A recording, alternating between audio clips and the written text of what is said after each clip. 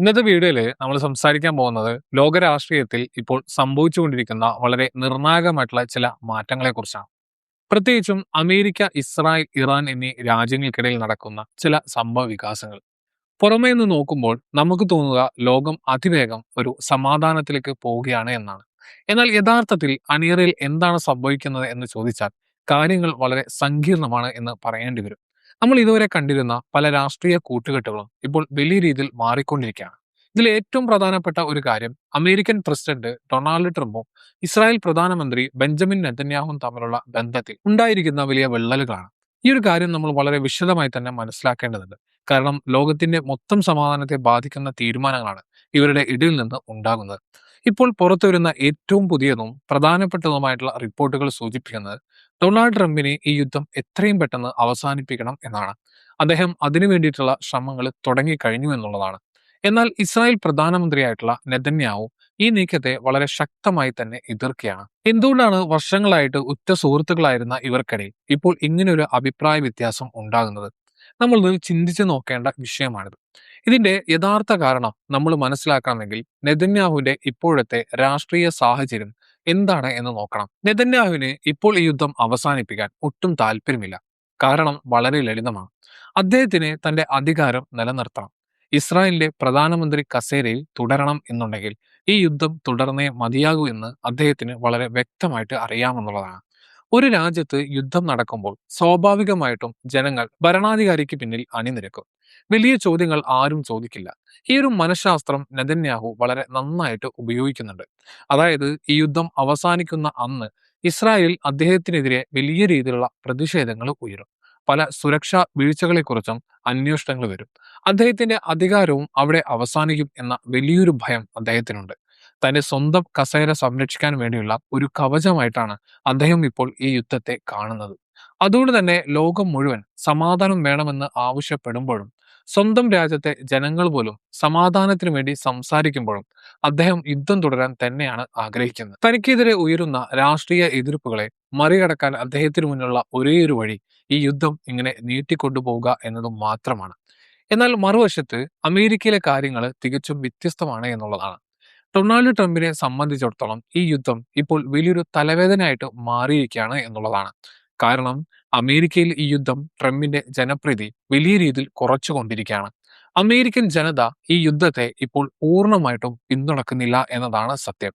തങ്ങളുടെ കഷ്ടപ്പാടിന്റെ നികുതിപ്പണം എന്തിനാണ് ഇങ്ങനെ മറ്റൊരു രാജ്യത്ത് നടക്കുന്ന യുദ്ധത്തിന് വേണ്ടി ചെലവാക്കുന്നത് എന്ന് അമേരിക്കയിലെ സാധാരണക്കാരായിട്ടുള്ള ജനങ്ങൾ ചോദിക്കാൻ തുടങ്ങിയിരിക്കുന്നു. ഓരോ ദിവസം കഴിയുന്തോറും അമേരിക്കക്കാർക്കിടയിൽ ട്രംപിനുള്ള പിന്തുണ വളരെ വേഗത്തിൽ ഇടിഞ്ഞുകൊണ്ടിരിക്കുകയാണ്. ഇത് ട്രംപിന് വളരെ നന്നായിട്ട് അറിയാം. വരാനിരിക്കുന്ന തെരഞ്ഞെടുപ്പുകളിലും അമേരിക്കൻ രാഷ്ട്രീയത്തിലും ഇത് തനിക്ക് വലിയൊരു തിരിച്ചടിയാകും എന്ന് അദ്ദേഹം തിരിച്ചറിയുന്നുണ്ട്.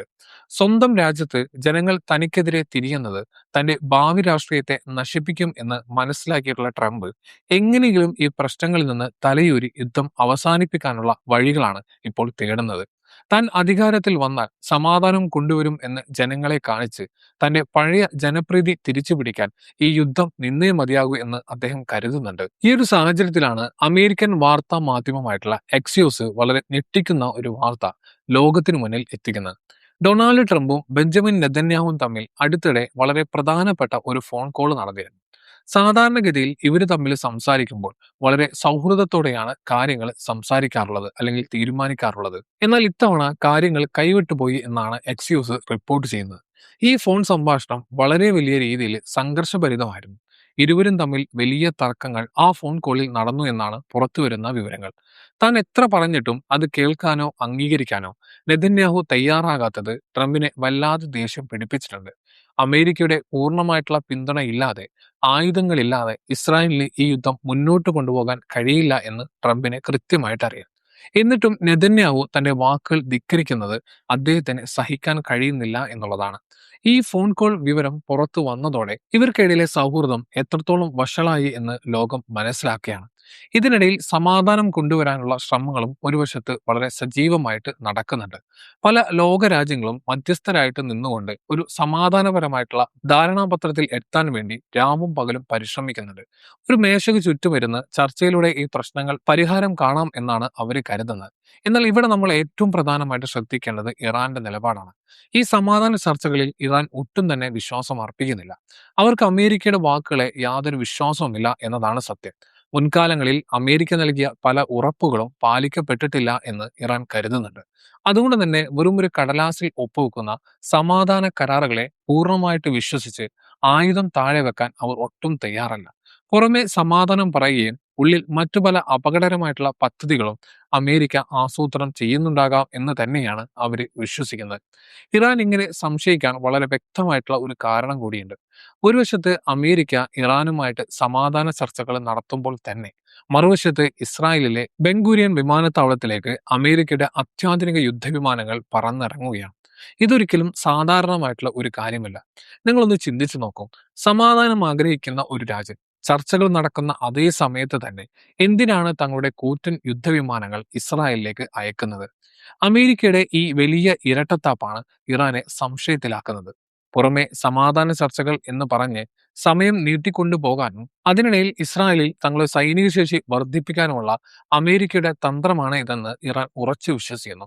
സമാധാന ചർച്ചകൾ പരാജയപ്പെട്ടാൽ ഉടൻ തന്നെ തങ്ങളെ ആക്രമിക്കാൻ വേണ്ടിയുള്ള അമേരിക്കയുടെയും ഇസ്രായേലിന്റെയും രഹസ്യ തയ്യാറെടുപ്പാണിതെന്നാണ് ഇറാന്റെ കൃത്യമായിട്ടുള്ള വിലയിരുത്തൽ. അതുകൊണ്ട് തന്നെ അമേരിക്കയുടെ ഓരോ നീക്കങ്ങളെയും വളരെ സൂക്ഷ്മമായിട്ടാണ് ഇറാൻ നിരീക്ഷിച്ചു കൊണ്ടിരിക്കുന്നത്. അമേരിക്കയുടെ ഈ നീക്കങ്ങൾ കണ്ട് വെറുതെ ഭയന്ന് മാറി നിൽക്കുന്ന ഒരു രീതിയല്ല ഇറാൻ ഇപ്പോൾ സ്വീകരിച്ചിരിക്കുന്നത്. അവർ വളരെ ശക്തമായിട്ടുള്ള ഒരു മുന്നറിയിപ്പ് തന്നെ അമേരിക്കയ്ക്കും ഇസ്രായേലിനും നൽകിയിരിക്കുകയാണ്. ലോകത്തിലെ എണ്ണ വ്യാപാരത്തിന്റെ സിര എന്ന് വിളിക്കാവുന്ന ഹോർമുസ് കടലിടുക്കിന്റെ പൂർണ്ണ നിയന്ത്രണം ഇപ്പോൾ തങ്ങളുടെ കൈകളിലാണെന്ന് ഇറാൻ വളരെ വ്യക്തമായിട്ട് പ്രഖ്യാപിച്ചിരിക്കുന്നു. ഇത് ലോകരാജ്യങ്ങൾക്ക് നൽകുന്ന സന്ദേശം വളരെ വലുതാണ്. നിങ്ങളൊന്ന് ആലോചിച്ച് നോക്കൂ. ലോകത്തെ ഭൂരിഭാഗം എണ്ണ കപ്പലുകളും കടന്നുപോകുന്ന ഒരു ചെറിയ കടൽപാതയാണ് ഹോർമുസ്. അവിടെ ഇറാൻ ഒരു തടസ്സം സൃഷ്ടിച്ചാൽ ലോകത്തെ മുഴുവൻ വാഹനങ്ങളും നിശ്ചലമാകും എന്നുള്ളതാണ്.